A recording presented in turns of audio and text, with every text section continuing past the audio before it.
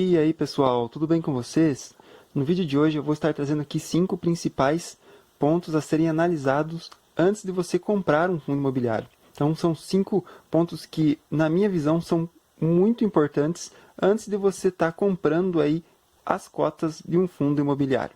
Então se você gosta do assunto de investimentos, ações, fundos imobiliários, já se inscreve aqui no canal e ativa o sininho para não perder nenhum vídeo, beleza? Vamos lá então, vamos começar aqui falar sobre os 5 principais pontos a serem analisados antes de você comprar um fundo imobiliário. E a ideia aqui é filtrar os riscos mais óbvios, pessoal.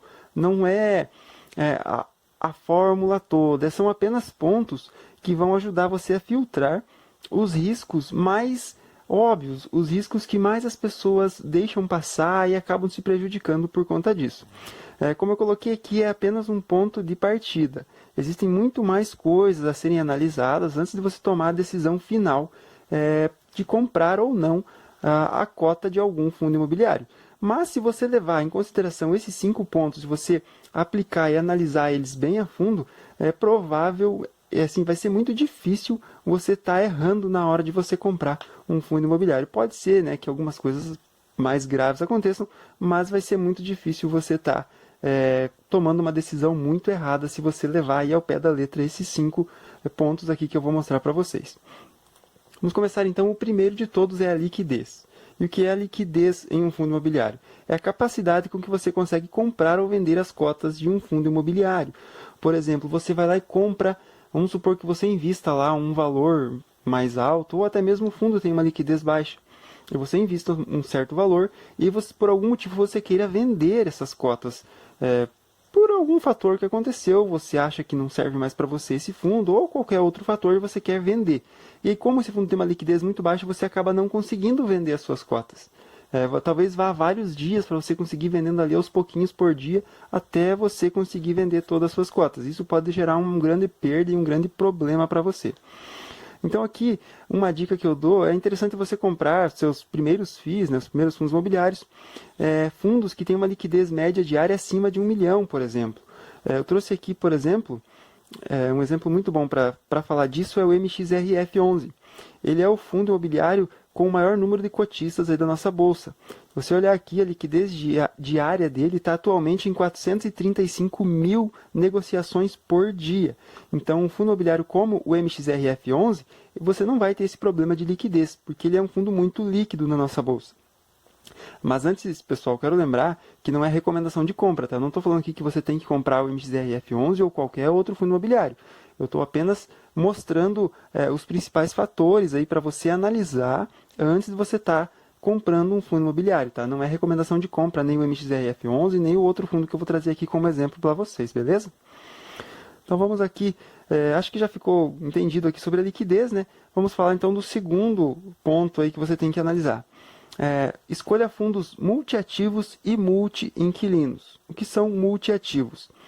São fundos imobiliários que possuem vários imóveis dentro da sua carteira. Por isso, os imóveis físicos, né, os fundos de tijolo. Já os imóveis de papel seriam fundos que têm vários CRIs, né, vários CRIs dentro do seu portfólio, dentro da sua carteira. E os multi-inquilinos são aqueles fundos imobiliários que têm vários locatários em seus imóveis. Quer ver? Eu tenho um exemplo aqui, vou mostrar para vocês.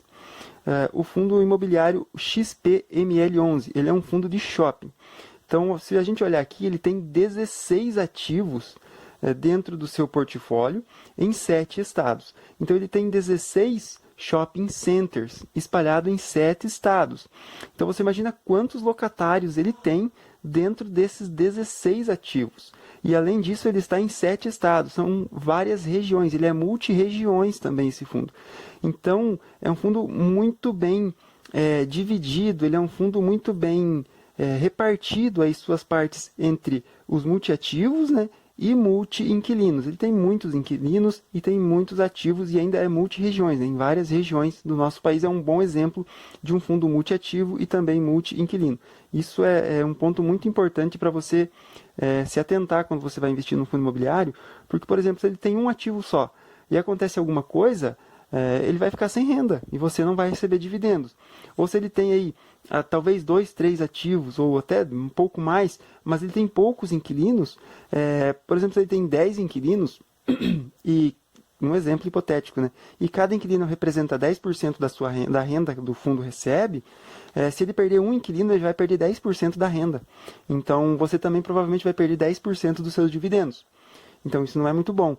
Por isso que tem que se atentar à questão desse multiativo e também multi-inquilinos. Vamos para o terceiro aqui, são os relatórios gerenciais. Procure perfis que divulgam seus relatórios mensalmente e que tragam as informações de forma clara e bem explicada. Isso ajuda muito na hora da análise do fundo e também o acompanhamento da gestão do fundo. Então é muito importante que os fundos tragam os relatórios mensalmente, que aí você vai estar conseguindo acompanhar bem de perto, né, e que sejam informações bem declaradas, bem explicadas, que tragam de uma forma clara para o investidor o que está acontecendo, quais foram os movimentos do fundo naquele mês. Aqui você vai no Funds Explorer, eu sempre uso esse site aqui, você vai bem no final aqui e tem todos os comunicados, tem aqui relatórios, informes periódicos, avisos aos cotistas, por exemplo aqui o XPML, ele traz aí todos os meses os seus relatórios bem certinho, de uma forma bem clara para os investidores.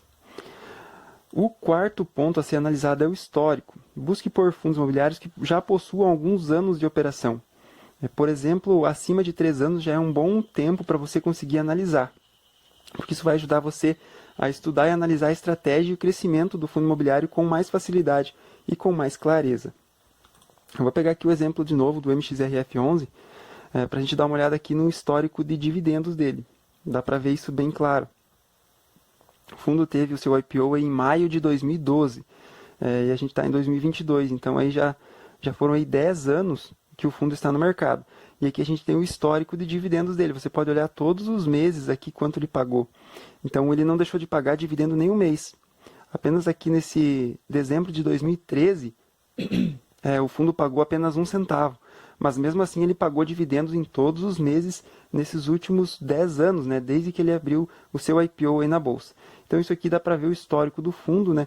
E com certeza é um fundo que é um fundo bem sólido e que vai continuar pagando aí dividendos, provavelmente, né, no futuro. Vamos falar o quinto fator, então o quinto e último fator é você escolher fundos imobiliários dos principais setores.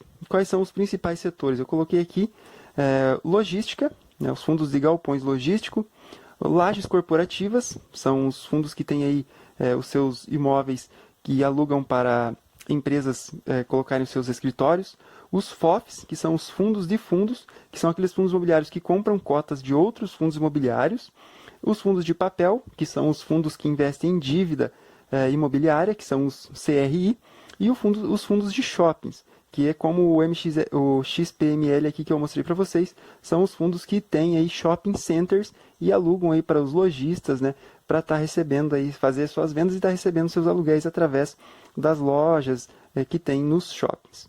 Então, dê preferência a esses setores. Tem o setor agro também, mas o setor agro é um pouco mais recente aqui na nossa bolsa. Se você está iniciando, é melhor que você comece por esses setores aqui, que vai ser muito mais fácil você achar os fundos com todas as outras 4 características, né? Vai ser muito mais fácil você achar fundos bem líquidos, que sejam multiativos e multi-inquilinos, e que tenham aí seus relatórios gerenciais em dia, e também que tenham o histórico, né? Esses fundos aqui, a maioria deles são já há mais tempo no mercado, e você vai ter um histórico maior para poder avaliar, e assim você não vai errar e tomar nenhuma decisão precipitada na sua análise.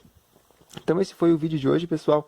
Se você gostou do vídeo, deixa o seu joinha, se inscreve aqui no canal, ativa o sininho para não perder nenhum vídeo. E se tiver alguma dúvida ou pergunta, pode deixar nos comentários que eu vou estar respondendo para vocês. Beleza, pessoal? Valeu e até o próximo vídeo.